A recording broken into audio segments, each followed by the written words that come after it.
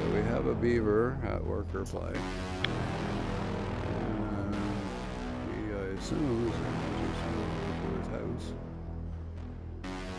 So, time to settle down for the evening. Gotta get home, make the fire on.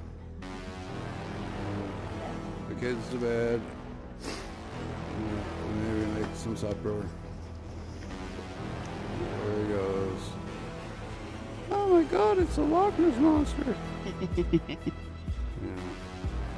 It'd be nice to get him, like, we could see his head, but I think, oh, he's coming this way. We're doing circles around me. He's actually turned and coming this way. Come see us. Come on, dude. We're over here. You've only got 2 minutes. Let's see how close he can get before my 3-minute mark. Yeah, he's coming home. There's a airplane right there. Cruising over.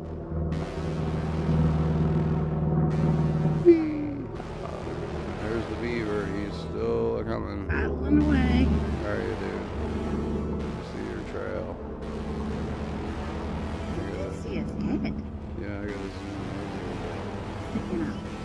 Is that it right there? Yeah.